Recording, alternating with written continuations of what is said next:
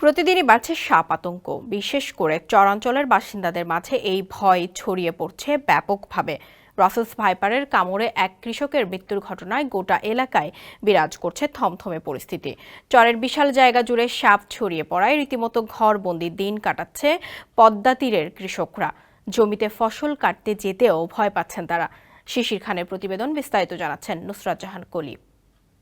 বিষধর Russell's viper বা চন্দ্রবোরা সাপের আতঙ্কে ঘরবন্দি হয়ে পড়েছেন চরাঞ্চলের মানুষ।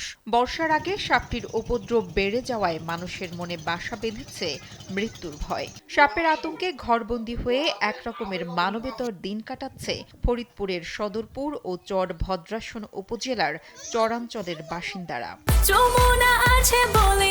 যমুনা রেফ্রিজারেটর, খাবার ফ্রেশ তো লাইফ জম্পেশ। খেত খামার করাটাই বন্ধ করে দিছে। ভয় পাইতেছে, আতঙ্ক বাড়িতে উঠে আসতেছে সাপ।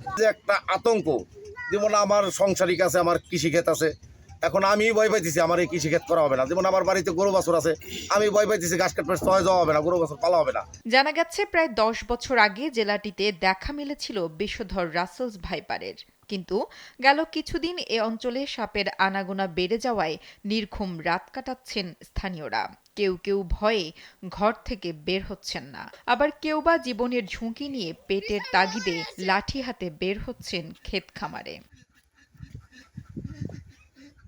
স্থানীয়রা বলছেন প্রতিদিনই এই দুই উপজেলার বিভিন্ন ইউনিয়নে দেখা মিলছে ছোট বড় বিপুল সংখ্যক রাসেলস ভাইপার। কোথাও পাওয়া যাচ্ছে সাপের বাচ্চা। সবখানে সাপ ছড়িয়ে পড়ার ভয়ে ক্ষেতের ফসল তুলতে পারছে না কৃষক, পাওয়া যাচ্ছে না কোনো শ্রমিকও।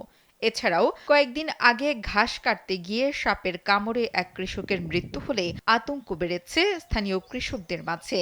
ঝুঁকিতে রয়েছে শিশুরাও। প্রশ্ন উঠছে চরের বাসিন্দাদের চিকিৎসা ব্যবস্থা নিয়েও। এই পাশে একটা ক্লিনিক বানাইছে, ওই জায়গায় সপ্তাহে বলে একদিন ডাক্তার শহর থেকে আসে, কিন্তু আমি কোনোদিন দেখি নেই আসতে। আর এই এলাকায় ভালো কোনো হসপিটাল নাই।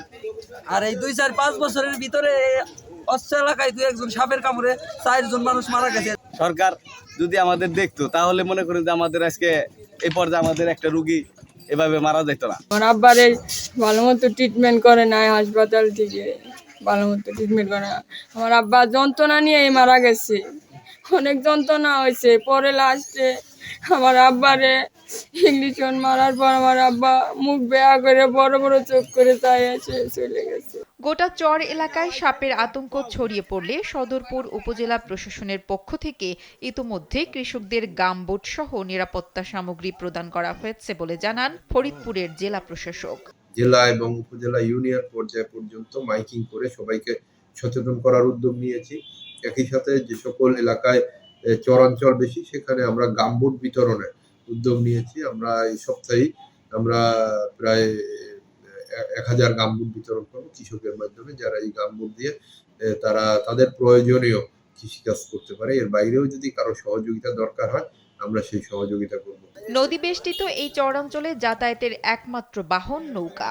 হঠাৎ কেউ অসুস্থ হলে বা সাপে কামড়ালে উপজেলা স্বাস্থ্য কমপ্লেক্সে নিয়ে যেতে সময় লাগে অনেক। তাই এলাকার বাসিন্দাদের দাবি চর এলাকায় বসবাস করা দরিদ্র জনগোষ্ঠীর জন্য চিকিৎসা সেবা সহজ করা হোক।